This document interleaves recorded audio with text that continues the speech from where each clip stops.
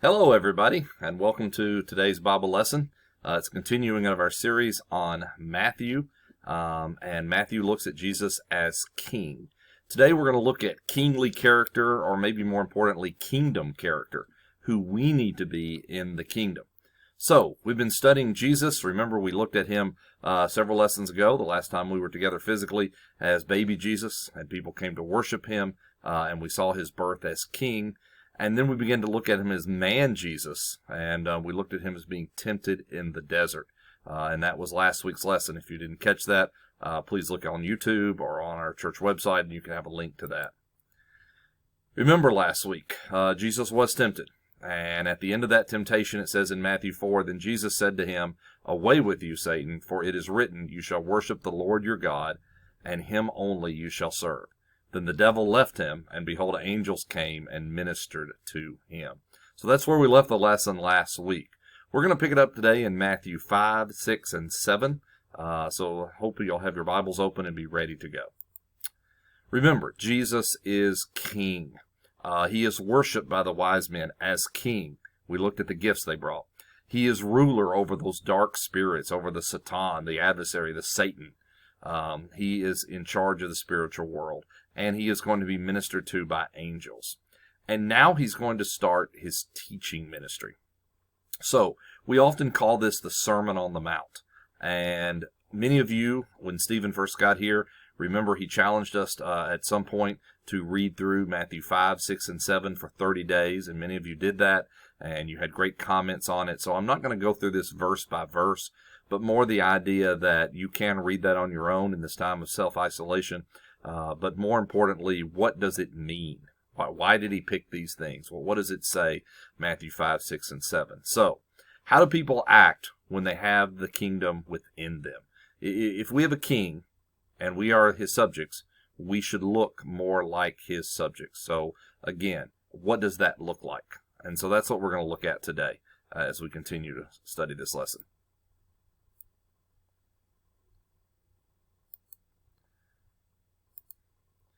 So, in the kingdom, what constitutes true happiness? What is our attitude towards the law? What is our relationship with God? What about our relationship with other people? And what is kingdom life like, right? Well, what does it look like? Well, Jesus is going to answer these things.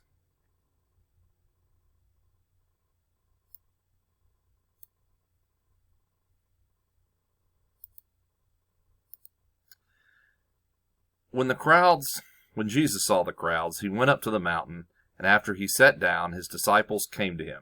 He opened his mouth and began teaching them, saying, Blessed are the poor in spirit, for theirs is the kingdom of heaven. Blessed are those who mourn, they shall be comforted. A couple things here. He starts his ministry, and he begins it by teaching. So what does his teaching say? Well, let's kind of break a few of these down. First of all, he talks to the spiritually bankrupt. He says, Blessed are the poor in spirit, for theirs is the kingdom of heaven. Blessed are those who mourn, for they will be comforted. Blessed are the meek, for they will inherit the earth. Blessed are those who hunger and thirst for righteousness, for they will be filled. Blessed are the merciful, for they will be shown mercy. Blessed are the pure in heart, for they will see God. Blessed are the peacemakers, for they will be called sons of God. Blessed are those who are persecuted because of righteousness, for theirs is the kingdom of heaven. Blessed are you when people insult you because of me. Great is your reward in heaven. So, we look at several things here. We look at those that are spiritually bankrupt, those that are deeply dismayed, those that feel themselves completely inadequate, those that are crying out for justice, those that are unexpectedly forgiven. We look at those that are absolutely innocent, those that promote harmony, those that are mistreated for doing right, and again, they are going to be mistreated for following Jesus. He opens up very much like a rabbi would in a lesson. So Jesus' teaching method here would have been normal for these folks. This would have been how a rabbi might have started a series of lessons. And he says, hey, here are some things. I want you to listen to them. He puts some things there in parallel. He says, blessed, blessed, blessed, blessed, right? He is that repetition that we see. So again, not unlike a rabbi would have taught at that time period. Kind of keep that in mind because it will help us to better understand some of the last verses when we study them. He also goes on to say, you are the salt of the earth. But if the salt loses its flavor, how shall it be seasoned? It is then good for nothing but to be thrown out and trampled under the foot of man. So again, he's letting them know you're supposed to make a difference in the kingdom. The kingdom is supposed to be making differences. And then he goes this way. You are the light of the world. A city that is set on a hill cannot be hidden. Nor do they light a lamp and put it under a basket, but on a lampstand, and it gives light to all who are in the house. Let your light so shine before men that they may see your good works and glorify your Father in heaven. So what is kingdom living about? Kingdom living is letting other people see the kingdom. Remember, the Jews were supposed to be a light to the Gentiles. But what they had done instead was see themselves as God's chosen people. That it was all about them now. And that everybody else was outside the circle.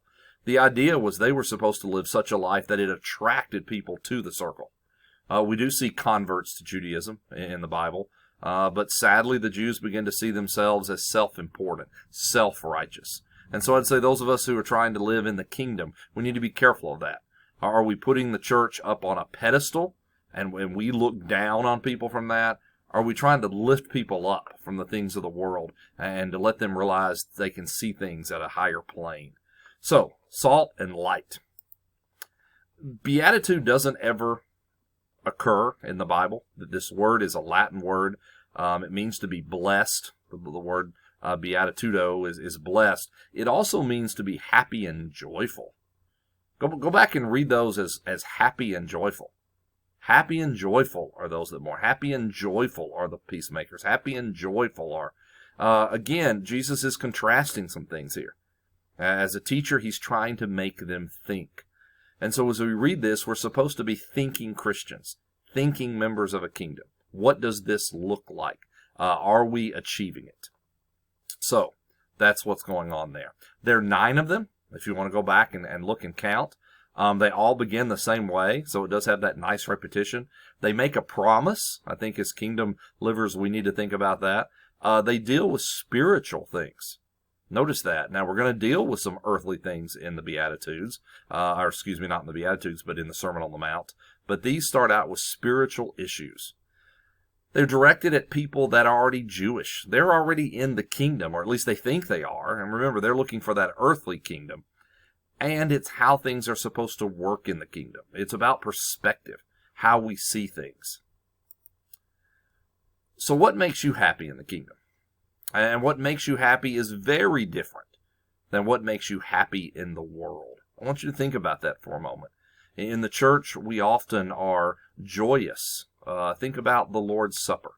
It is commemorating a death.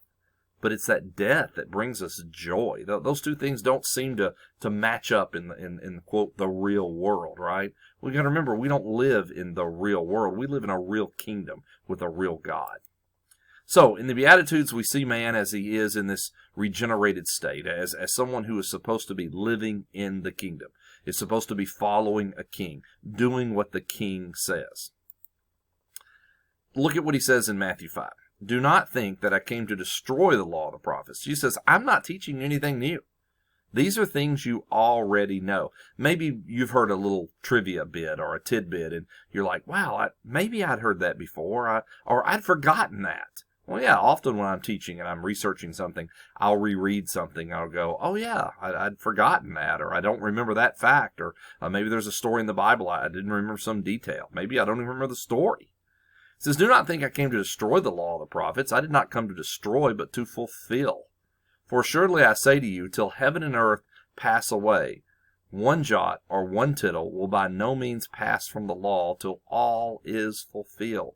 Jesus is the fulfillment of the law. He had been prophesied. Remember, he is Messiah. He is Christ. He will do all the things that have been told. And when that happens, the old covenant ceases. And we're under a new covenant. We often use the word Old Testament and New Testament, right? It is Jesus that is that bridge between the two. Whoever therefore breaks one of the least of these commandments and teaches men so shall be called least in the kingdom of heaven. This is interesting. Jesus is probably getting the people to think about the other teachers they have had. Remember, he starts off this series of lessons like a rabbi would. Maybe you had teachers who taught you something, but you knew they didn't live that in their own life. Imagine you had a personal finance teacher who you knew was bankrupt. That may not kind of go together.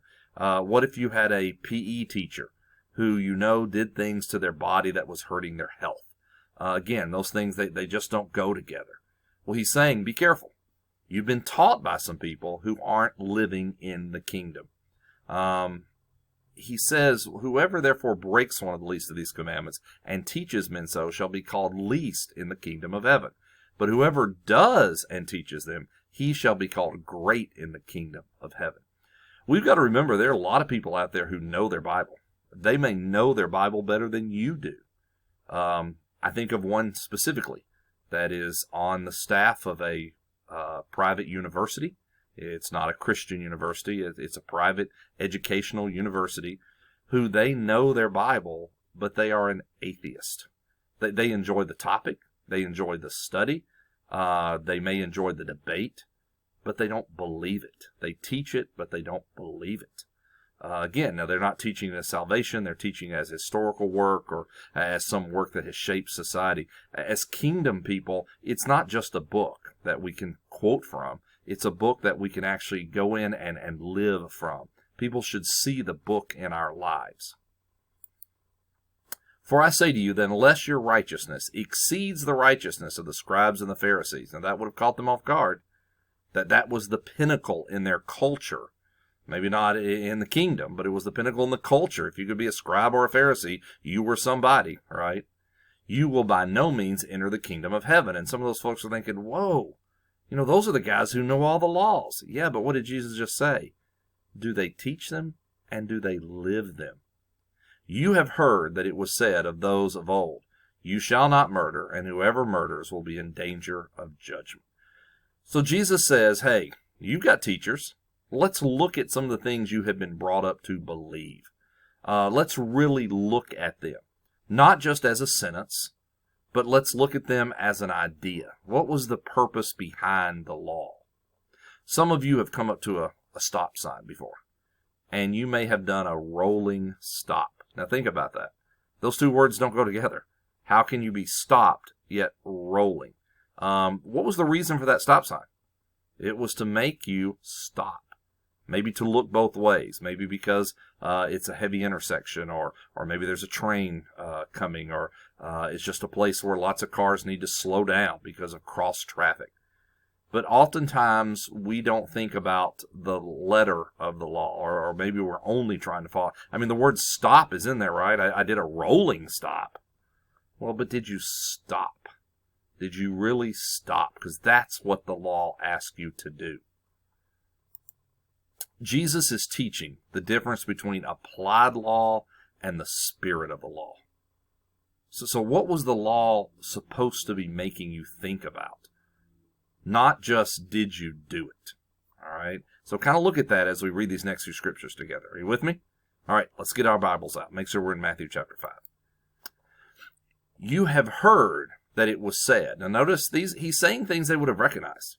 I could quote to you certain little tidbits or maybe little proverbs that we have today from our own history or just our own culture, and you would say, oh yeah, I've heard that before. Well, Jesus is quoting some things. You've heard that it was said, people long ago, do not murder. All right, so yeah, I know that. I know my 10 Commandments, Jesus. But I tell you that anyone who is angry with his brother will be subject to judgment. Go and be reconciled to your brother. Do you see what Jesus is saying here? He's saying a lot of you know the spirit of the law. Know the letter. Don't kill somebody. And some of you may be saying, well, I've never killed anybody. I will warn you, We have been in quarantine now for almost 2 weeks. Maybe it has been a bigger temptation than we thought it ever would be. Okay, I say that hoping that's humor for some of you. But yeah, we have been with some people, and maybe they're a little more on our nerves, right? So the idea of killing somebody. Jesus says, you know the law. The law says don't kill. But why does it say don't kill? What was the purpose of not killing someone? Well, let's go back.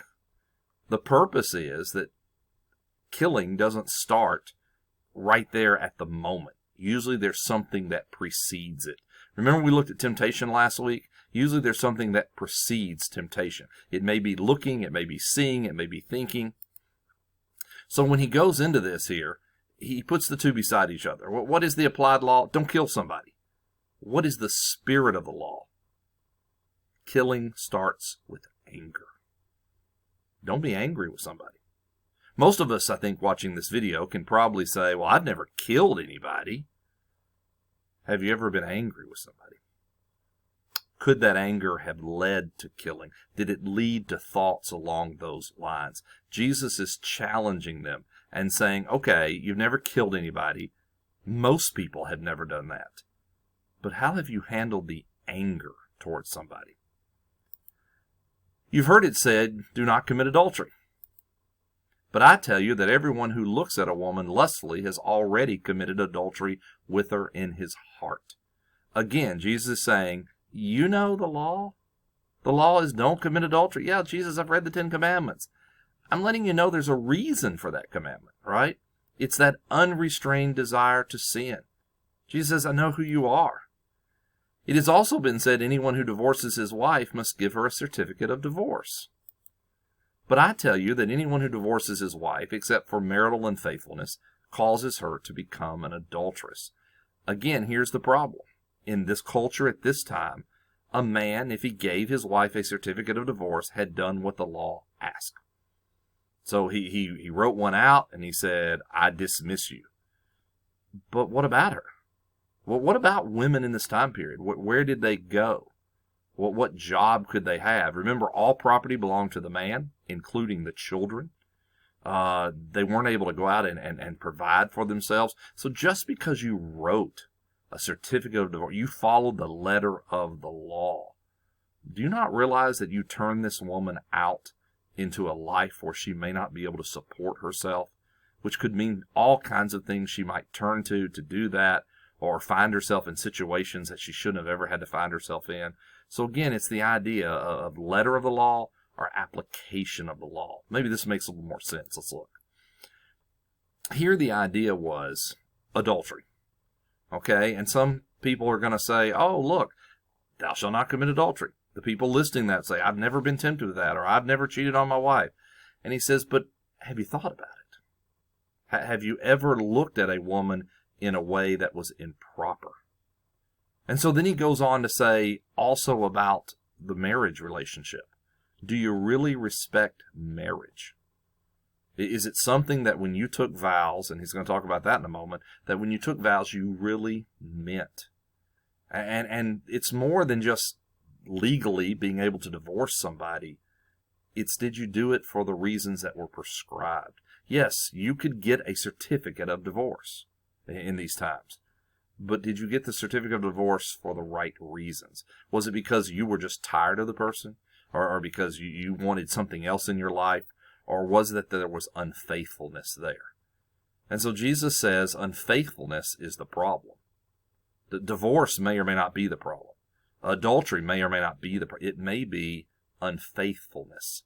And unfaithfulness starts in the heart and the mind long before it winds up in a court or winds up in some place that you don't need to be. Jesus is asking them to think. Again, you have heard that it was said to the people long ago, do not break an oath. All right, so here we go.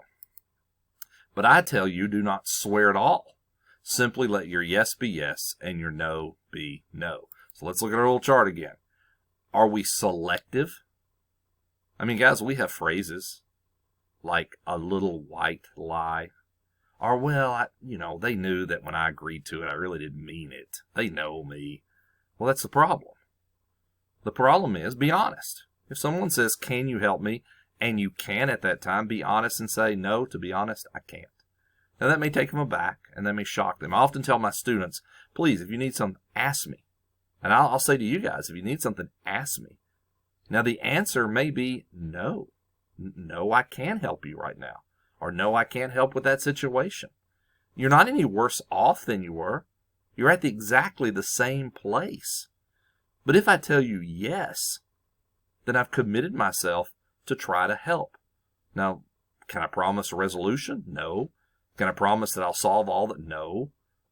So make sure that when you're telling people you'll do something or that you'll be somewhere, that people say that's a person of their word. That way, if you ask someone to borrow $1 at work, you're really saying borrow. You ever think about the times we say that? I have kids sometimes say in classes, hey, Mr. Duncan, can I borrow a staple?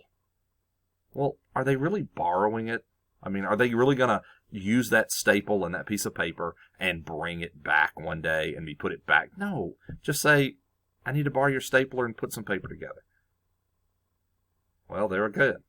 Are they borrowing it? No. Let me just staple this paper. Thank you. Yeah, take the staple. Take the staple. You know, we ask people like, can I borrow a piece of paper? You're not giving the paper back. Can I borrow a pencil? But if you do say it, then be honest. Give someone a pencil back. Give someone a piece of paper. You know what you'll be known as a person of your word. And guys, that's still important in our world today. I realize we're so far apart from each other sometimes we don't know people anymore. But what if you were known as a person of your word? You've heard it said, an eye for an eye and a tooth for a tooth. Now, we know this one. But I tell you, do not resist an evil person. I want to make sure you understand what's being said here. This is a limiting law. This is not saying if someone takes your eye, you go out and take theirs. It says the most you could take would be an eye. So let me give you an example. Someone runs into my car in the church parking lot. I can't go and take all of their cars. Now, I guess I could dent theirs the same way they dented mine, and there we're even. That's kind of the point of it. But some people were saying, oh, you have to. No, what if you bump into my car in the parking lot and I go, hey, okay, accidents happen. Right? I mean, you didn't mean to do it. What if someone does wrong to you? What if someone robs you? Does that mean you go out and rob somebody else?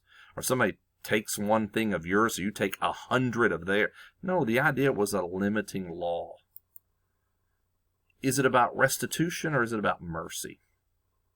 Is it about getting back at somebody or saying, you know what, they weren't their best that day. They made some poor choices. I've been robbed. My house has been broken into before.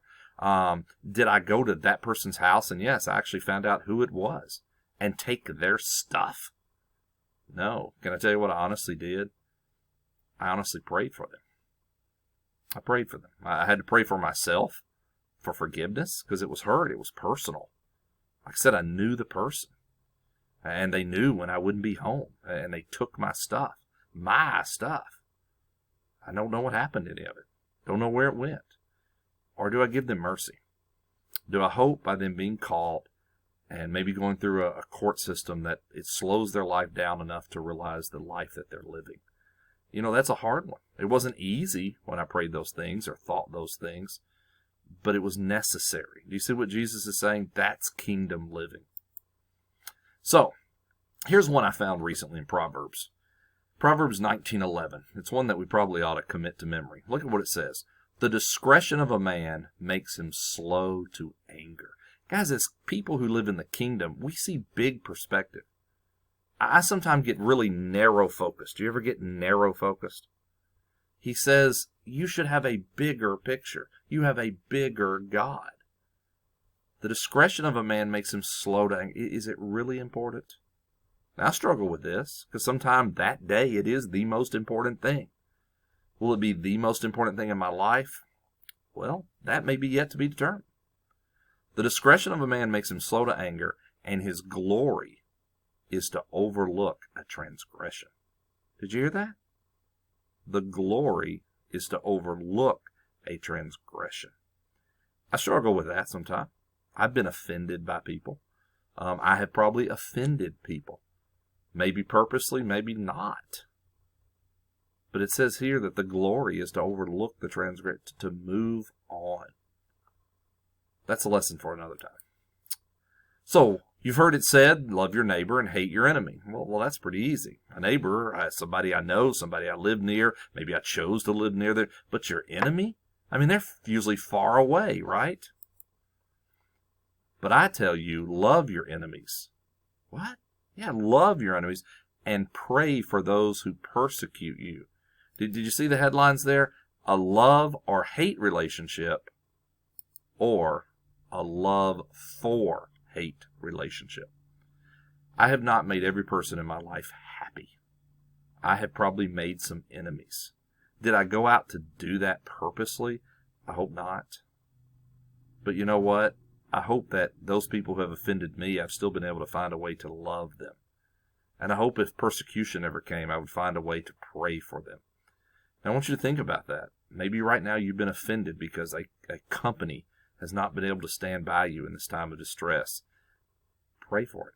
Pray for your boss. Even the boss that had to let you go or to let you stay at home at this time period and you're worried about your finances. Again, tough times come. And that's when people in the kingdom turn to prayer. They shouldn't have to turn to it. Maybe they just turn it up a little bit, right?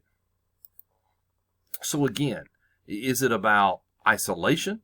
That we only surround ourselves with the people we love and we isolate ourselves, people who are like us, look like us, think like us, talk like us? Or do we open that up because of love and we find ourselves embracing people we don't understand? People that confuse us, people that don't look like us, don't talk like us. And we show them some of that peace and mercy that we were shown at one point in our lives. So, God imputes kingdom character upon us by faith, not practice. It's not just saying, well, I did. You know, there are going to be some people who are going to be really interested because all of a sudden what they used to say was, I went to church on Sunday. Of course I'm a Christian. I went to church on Sunday. You didn't get to go last week. So what is your Christianity? Is it about attendance or application? Right? That's what it boils down to. Kingdom dwellers perfectly obey the true law. They think, why is it there? Not, I haven't murdered anybody. But have I kind of thought bad of somebody lately? Has there been somebody who really has been on my mind that maybe I have not acted as someone who lives in a kingdom in a proper way?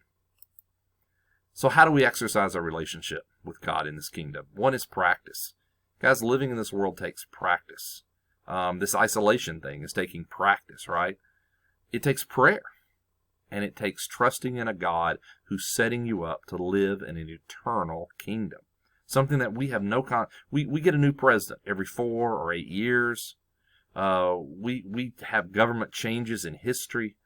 This is trusting a God who's putting together a kingdom for eternity. And as a history guy, I'm telling you, yeah, there have been some kingdoms out there and families out there and dynasties and monarchies that have lasted hundreds of years. But they eventually ended. And sometimes people put their trust and their faith in those things. And when those things ended, they didn't know what their country was going to become or who they were going to be. And it caused conflict and civil wars. We put our trust in an eternal God and into an eternal kingdom. And we're supposed to be showing that to people here. And what a great time to do that, right? What a great time to remind ourselves that whatever is happening with isolation, that it is temporary. Temporary. There was a time before it started. And unless the Lord comes, there will be a time afterwards. Now, what will it look like? Will those times look the same? I can't promise that. What I can promise you is it is one mark on a longer timeline. On a longer timeline. Step back. Maybe you need to hear that this morning. Step back and see a bigger God and a bigger kingdom. Matthew 7, near the end. Therefore, whatever you want men to do to you, do also to them. For this is the law and the prophets. The law was there to make us better people. We were supposed to be showing people that we can love even when people don't love us. That we can show mercy even when they don't know how to be merciful. that the lands around Jerusalem and Judea and the Jews, other countries were supposed to look to them as a model. Do people look to you as a model of Christ? Are you a Christian? Do you reflect Christ? When people see you, do they see the kingdom? Do they want to be part of that kingdom? You know, we live in a country where people want to come to because of the opportunities and the freedoms.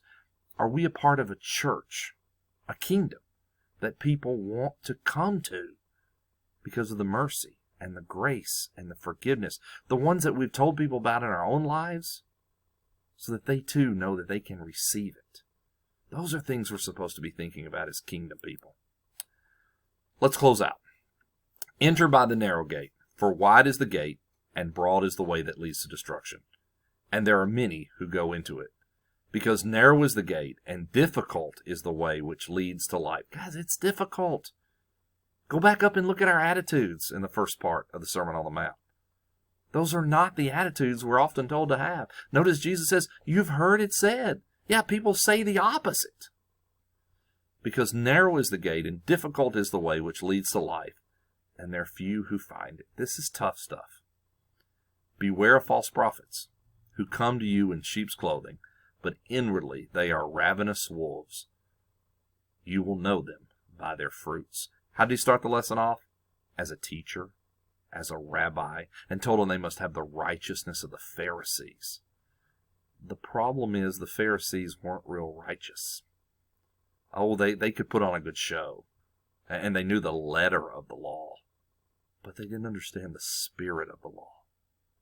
They didn't understand the spirit. Notice the reaction here. Enter by the narrow gate, beware of false prophets, and don't just hear the word. Over and over again, the Bible says, don't just be hearers, be doers of the word. When Jesus finishes teaching, here's the reaction. And so it was when Jesus had ended these sayings that the people were astonished at his teaching. They were astonished. It was new stuff. It's stuff they hadn't heard before. Some of you have complimented me before on a lesson because maybe you didn't know that before. Maybe you had not seen that in the Scripture before, and so we're able to slow it down and look at some things. And so it was when Jesus had ended these sayings that the people were astonished at his teaching, for he taught them as one having authority, and not as the scribes. Not as just someone reading it off again. Maybe you had a class and it went over again what you had covered the year before. And you thought, really? We're covering this again? No, it had authority. It wasn't just a reading of law. I'll be honest. I've read some law. I teach constitutional law. Sometimes it's a little wordy. And to be honest, it's not the most exciting. But what is the spirit of the law? Why did this case happen? What did it change? What had happened before it that made a change necessary? Right? That's the exciting part. I think sometimes when we read the Bible, we're just reading to read. I don't want you just to read. I want you to think about it. What is God really saying here? What is he communicating in the reading that you're looking at? Are they teaching with authority? Well, kingdom worship. If you want to look at Matthew chapter 6, you'll learn more about that. I'd love to share that with you maybe at a later time. But it's all about worship. And then Kingdom 6 is also about kingdom economics, where you're putting your trust in. So I'm going to encourage you to spend some time, maybe just sit down, and maybe it's been a while because we haven't done it as a congregation, and reread Matthew 5, 6, and 7. Let that part be a part of one of your daily devotionals, or spread that out throughout the week as something to do. Well, again, I don't know when we're going to be together as a class, but this was our class this week. I hope I made you think. I know this lesson made me think, but more importantly, I've got some time to think. And when we come out of this, will we be better at kingdom living? Will people see the kingdom in times like this? I love you guys. I miss you guys. Hope you're blessed. We'll see you soon.